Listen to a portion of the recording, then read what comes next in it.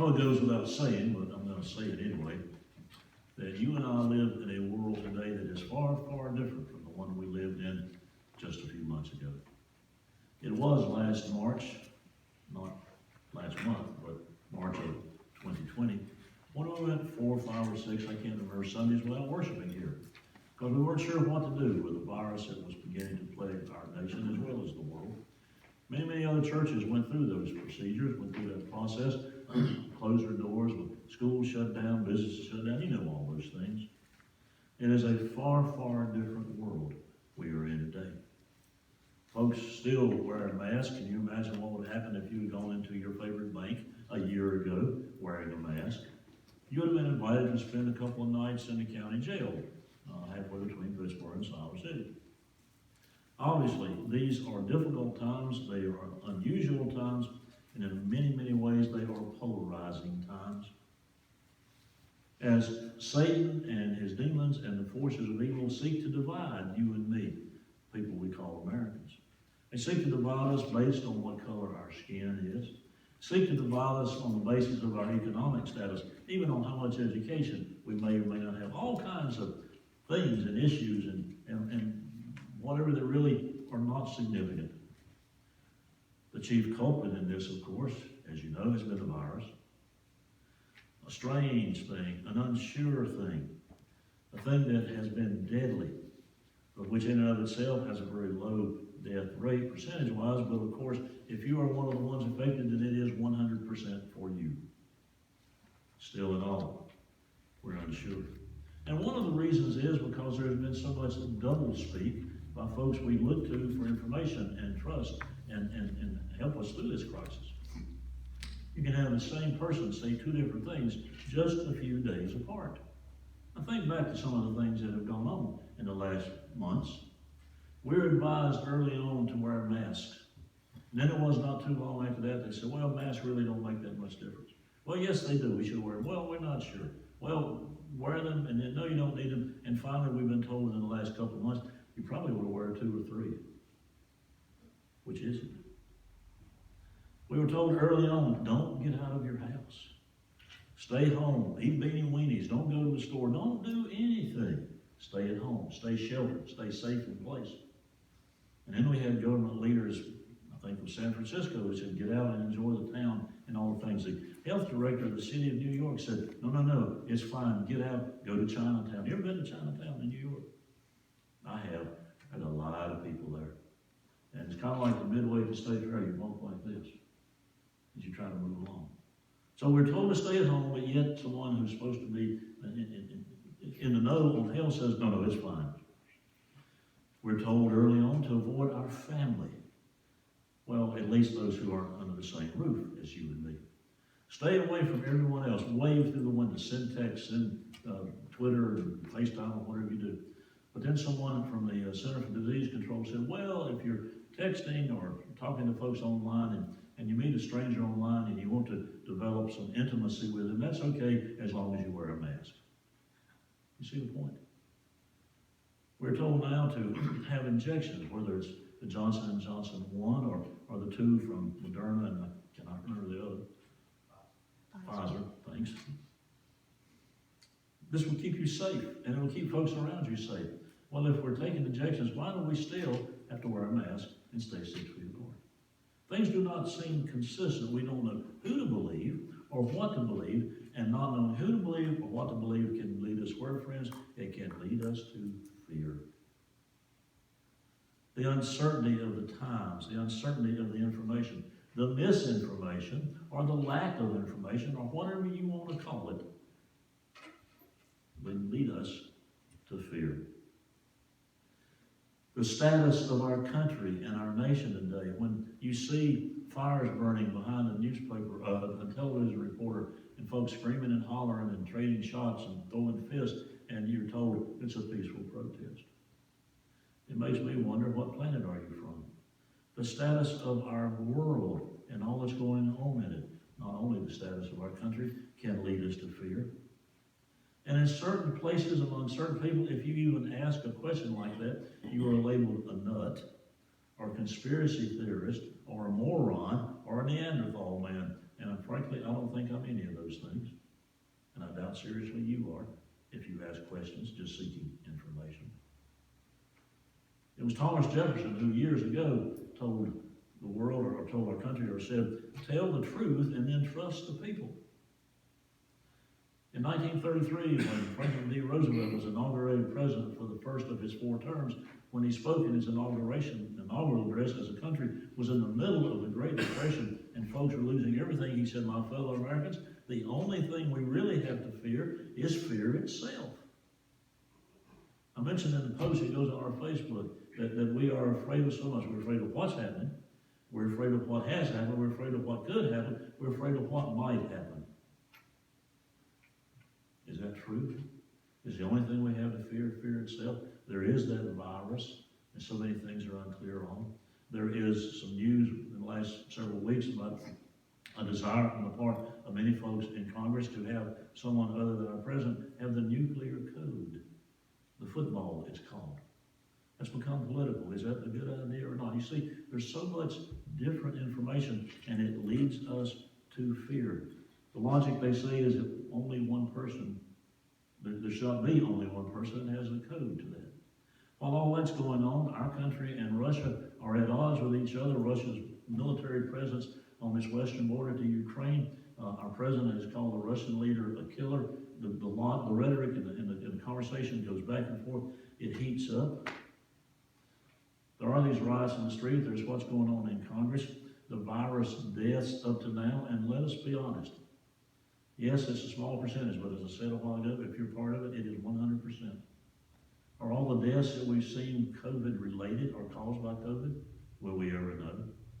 You hear all kinds of stories. I know a lady myself who went to the beach last summer on vacation with 2 grandchildren. They decided to go get tested. They went to the place that was doing the testing. They filled out the paperwork. They stood in line for 3 hours until they said, that's enough of that.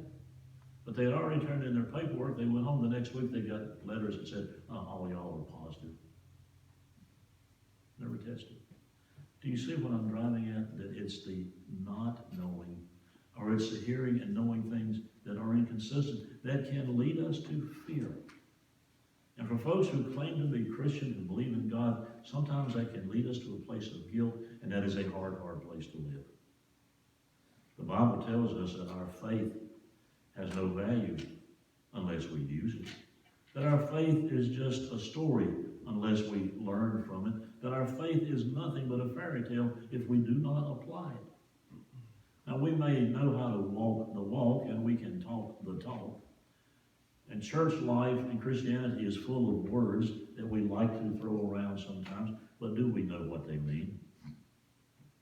It is not, my friends, until we really, really commit ourselves and get into our faith and to our trust and belief that Jesus really existed and walked this planet and did what he did and made a difference in the lives of people.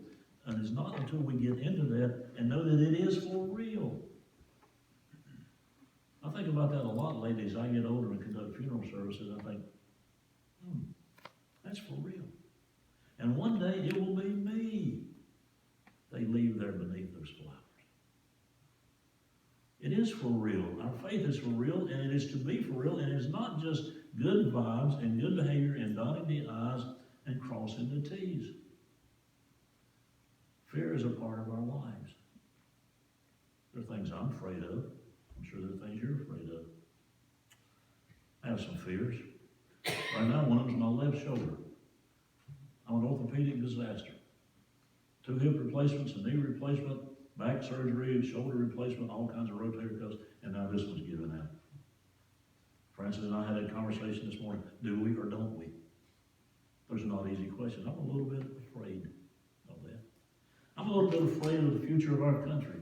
And we say it, and it's easy to say, the Bible tells us in the book of Ecclesiastes, don't look back and say the olden days were better than this. But it is easy for me to look back and think in the dark ages when dinosaurs were on the earth in the 1960s and we were in high school, it was wonderful.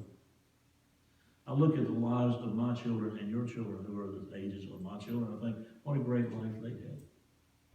I'm not so much concerned about me, as my father-in-law used to say, bless his heart, He said, things I'm telling you, they're not for me as much as they're for you. And so I'm concerned, what are our grandchildren? Now, the little fellow that was talking to everybody a while ago that went out of the room, he'll be a year old in a few weeks. What's life going to be like for him? As we go around, we see there's so much hatred for Christianity. If you look at television programs today, Christians are made out to be buffoons and fools. All the ridicule. And not only the ridicule, but the apathy is now finally official. We mentioned in Sunday school this morning. Fewer than 50% of Americans, according to a reputable survey, go to church. All across the country, churches are shutting down forever. We talked a little bit in Sunday school. What's the future of the church in general? What is the future of Bear Creek Baptist Church? What do we want it to be? All the apathy and all the hatred and the animosity. Now, Jesus said the gates of hell will not stand against his kingdom and against the church, but while you are in it, it can be difficult. You know that old saying, when you're up to your rear end in alligators, it's hard to remember you were sent in to drain the swamp. It is for real.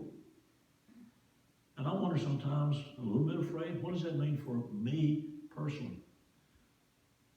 Across our country and in Canada the other day, there was an episode where a pastor was about to be arrested. The police had stormed his church because he was holding services. I don't think when we go out in a few minutes that folks from the Chatham County Sheriff's Department are going to be out there to arrest me for doing this and you for hearing it.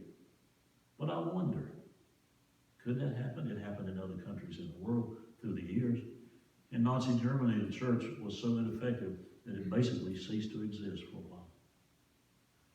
A famous pastor once said in that period of time in that place that early on they came for the gypsies, and later they came for the infirm, later they came for the Jews, and finally they came for me, and there was no one to speak for me.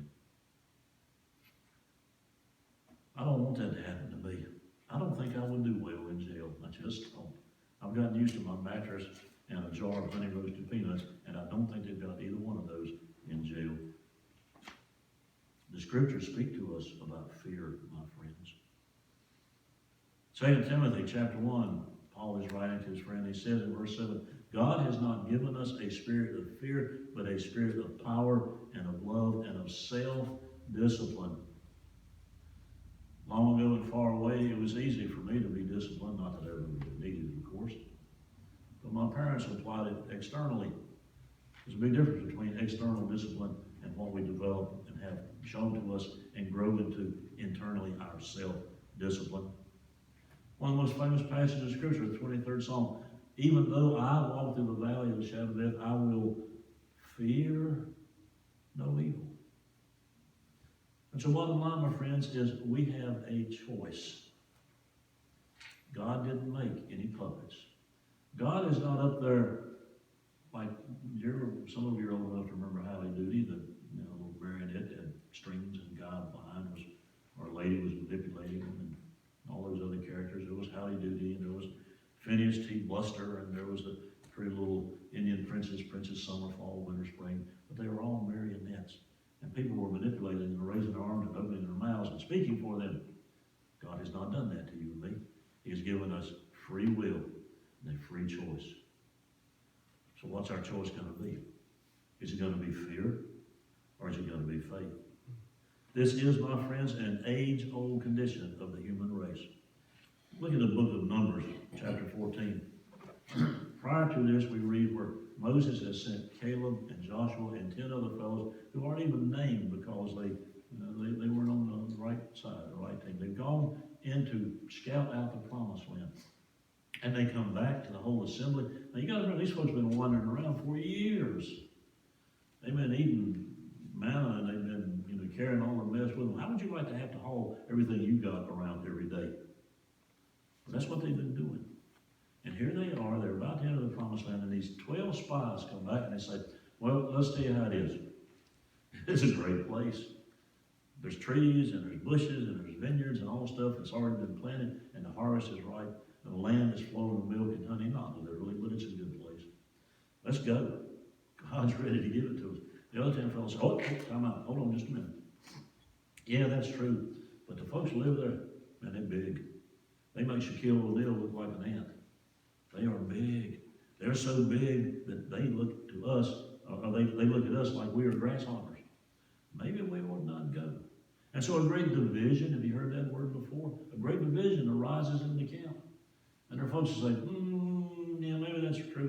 10 of you say we shouldn't, and 2 of you say, I say, that's 5 to 1. That's enough for me. And then they say, why? To Moses, they start griping to Moses there and say, why did you not leave us alone? They've done that all along. They've had a history of griping.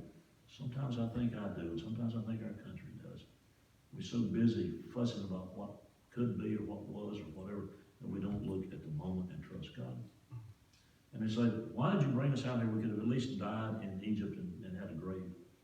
And so they say, we're not going back. Well, if you pick up verse 14, chapter 14, it says, that night all the people of the community raised their voices and wept aloud. All the Israelites grumbled against Moses and Aaron. And the whole assembly said to them, if only we had died in Egypt or in this desert. Why is the Lord bringing us to this land only to let us fall by the sword? We're going to be killed, they're saying. Our wives and our children will be taken as plunder. Wouldn't it be better for us to go back, to choose a leader and go back to Egypt? And so they said to each other, we should do that. We should choose a leader and go back to Egypt. Then, beginning with verse 5, Moses and Aaron fell down in front of the whole assembly. Gathered there Joshua son of Nun and Caleb son of Jephunneh, who were among those who had explored the land, tore their clothes. They were so upset at the attitude, and said to the entire Israelite assembly, the land we passed through and explored is exceedingly good. Verse 8, if the Lord is pleased with us, he will lead us into that land, a land flowing with milk and honey, and will give it to us. Only do not rebel, there's a good word, do not rebel against the Lord, and do not be afraid of the people of the land, because we will swallow them up. Their protection is gone, but the Lord is with us. Do not be afraid of them. Here they are. They've been wandering around for years. They're ready to seize the golden ring, to take the prize, and they're afraid. You know, for you and me, folks, most of the time, tomorrow is just another day. But sometimes tomorrow is a big, scary deal. And we're often like those Israelites. We've had it good. We've overcome some things. We've wandered around for a while. We're on the edge of something really good. But because of our worry, because of our hesitation, because of our fear, we're paralyzed. Because of our worry, because of our hesitation, because of our fear, instead of faith and hope and trust, we live in fear. Jesus himself addressed that same situation. In the Gospel of John, there's a long prayer of Jesus as he faces his arrest and his crucifixion. He prays for his disciples. He prays for himself. He prays for everybody. And in John chapter 17 are these words. Jesus is praying to God the Father, and he was saying to him this, God, I will remain in the world no longer, but they, that is his followers, are still in the world. And I'm coming to you, Holy Father. Protect them by the power of your name, the name you gave me, so that they may be one as we are one. While I was with them, I protected them and kept them safe by that name you gave me. None has been lost except the one doomed to destruction, Judas, so that the scripture would be fulfilled. I am coming to you now, but I say these things. What he's doing is he's saying, I'm saying them so these people can hear, these disciples. But I say these things while I am still in the world, so that they may have the full measure of my joy in them. I have given them your word, and the world has hated them. For they are not of the world, any more than I am of the world.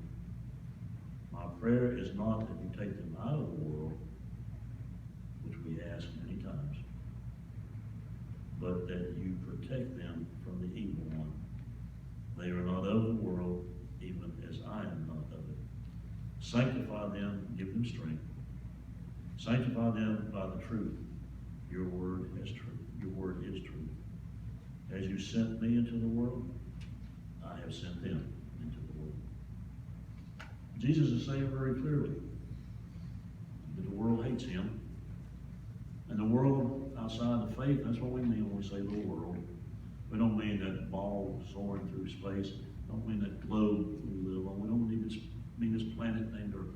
It means folks outside the faith. The world hates Jesus. The world hates Christianity. The world hates Christians. Why? Because we are contrary. Christians are contrary to the world. The world says if you're going to be first, you got to kick folks as you go up the ladder. You got to knock them off. Doesn't matter if they're women or children. You got to get for yourself. You are number one. You're the most important. The world, the Christianity, on the other hand, says if you would be the greatest, you must be the least. If you would be the master, you must be the servant. You must want other folks to have. As you want things, you're supposed to ask and want your fellow man to have this. You want a great job, you're supposed to want your fellow creature to have a great job. Whatever the blessing is. The world hates that. Jesus says in John chapter 15, verse 18, if the world hates you, remember that it hated me first. There's a deal on that, my friends. Being hated can cause fear. We don't want to be hated. I remember so many times years ago, I and other folks of my age would say, you know, nobody's going to tell me what to do. I'm going to live my own life, and then we become part of a group. I want to be with my buddies. I want to do what they're doing. I used to ask as a kid, as a teenager, if I could go do something, and my folks would say, nah, that doesn't sound like a good idea. And I'd say, well, if, you know, all my friends are doing it, and my dad would say, if all your friends jumped off a bridge, would you do that too? It is hard. It is not easy. It is life. That is the way it is. Jesus says, if the world is contrary and hates you, they hated me first. I'll leave you with this thought, my friends. The things that cause fear are not going away. We are to be in the world, but not of it. Jesus says, take heart. I have overcome the world. Greater is he that is in me. Greater is he that is in you than he who is in the world. We can do that through faith. When fear knocks at your door, my friends, send your faith to answer. The hymn tells us we do that day by day. It's page 66, and I simply ask you, are you living in fear or faith? Not that we're going to immediately not pay attention. We are to pay attention. Jesus doesn't tell us to be stupid or not pay attention to what's going on, but he says, do not major on it. Do not let it obsess you. I have overcome it. I just ask you, where are you? I have to ask myself, where am I? Sometimes we're up, sometimes we're down. But the big picture, the greater truth, is that faith will overcome fear. If you have some need, I simply invite you to make your life right as we stand, as we sing, page 66, day by day.